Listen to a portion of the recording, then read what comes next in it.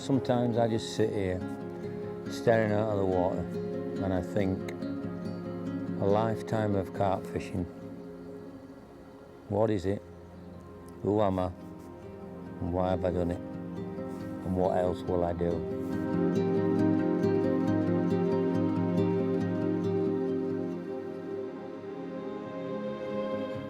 You know, every carp angler, not just myself, but all of us, when we stare out at the water like this, willing the rods to go, willing another big one to hit the back of the net, we have time on our hands. And as I said in this brief introduction of my life in carp fishing, I've had a lot of time in my life sat behind rods to think about my journey in carp fishing. And you know what?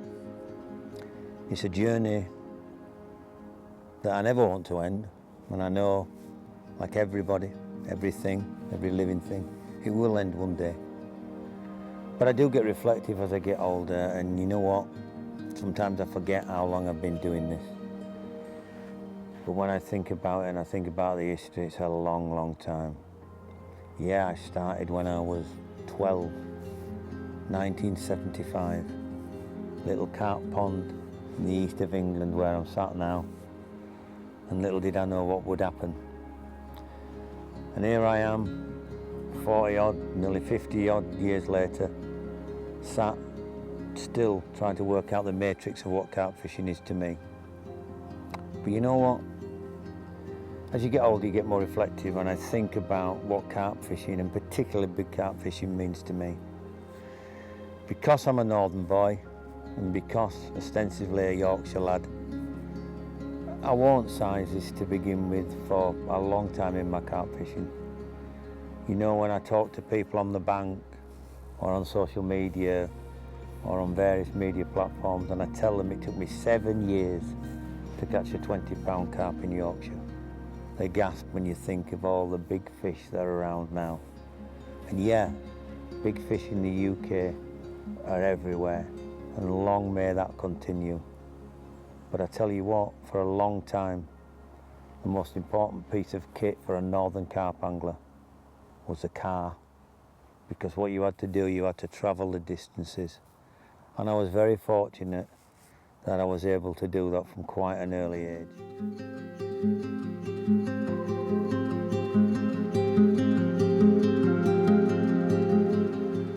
And so what I used to do, and I laugh now, is I would leave my job at 5:05 on a Friday and fly down the M1 to various places to try and catch a big carp. And suddenly it went from 20s to 30s to 40s to 50s, and incredibly, and I never ever say this loud, I say it in hushed tones because I hate conceitedness or big-headedness, but to be what I think was the first guy to catch 3 60-pound English fish is just mind-blowing. And when I think that my first capture of my first 60 was 16 years ago, that's some achievement.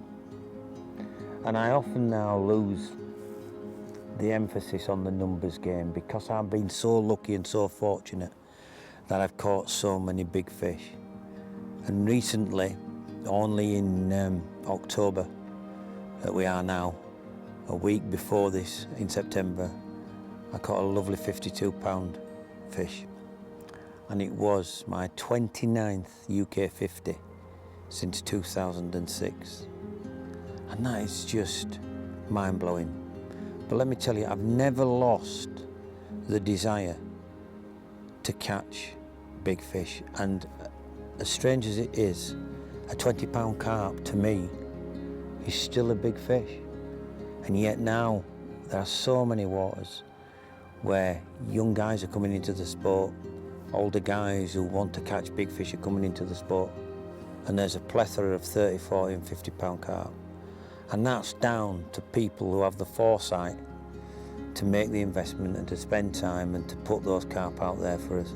So as much as old guys like me, boring on, wittering on, can talk about the good old days, you know what? The days now are as good as any days when I started.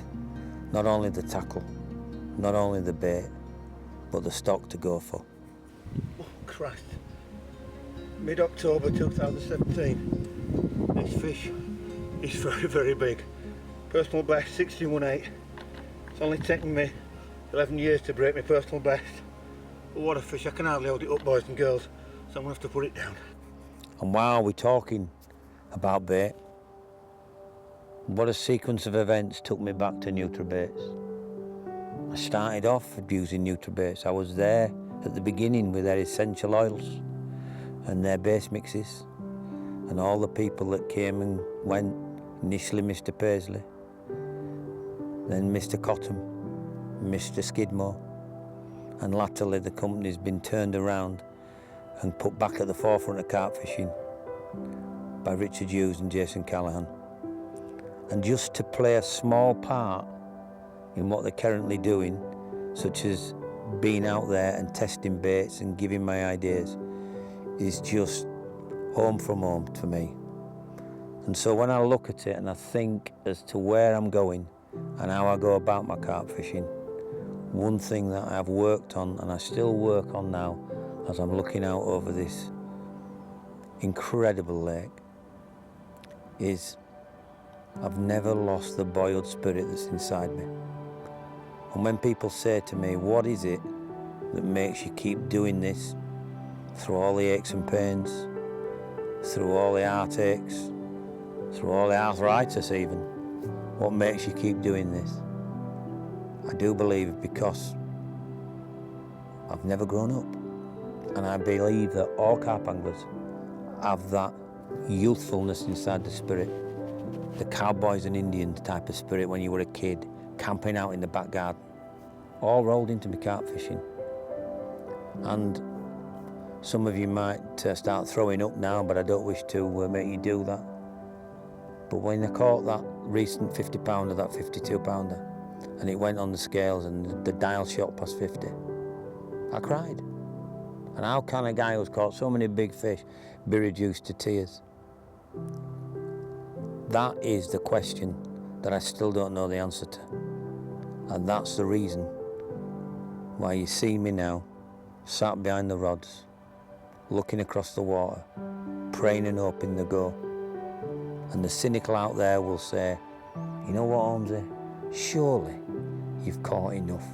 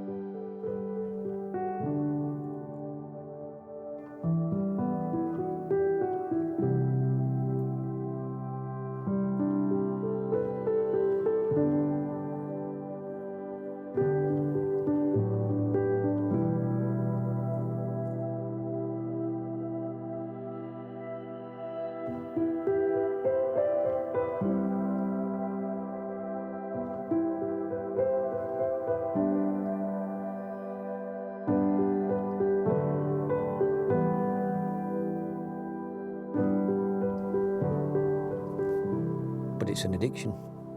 It's never enough. And I think that's what keeps me driven. And with the support of people like Nutrabaits, with the plethora of baits that I've got, yeah, I've been known as being a bit of a scientific bod, but I'm not. What I am is I'm an advocate of enthusiasm in carp fishing. And if you're a true advocate of enthusiasm, like an evangelist, you spread the word. And however long left I've got in carp fishing, that's my number one edict now, is to spread the word that this is the greatest sport the greatest pastime and the greatest pleasure of a life in carp fishing. What I'm going to be doing over the next few months is, whether good or bad, letting an insight into the mindset of how I do things. So it is a journey, and it's a journey that I gladly take on, where I want to bring you along and show you one or two things that keep it fresh and hopefully keep Mark Holmes' carp fishing relevant to the people that matter, the grassroots and lifeblood of carp fishing.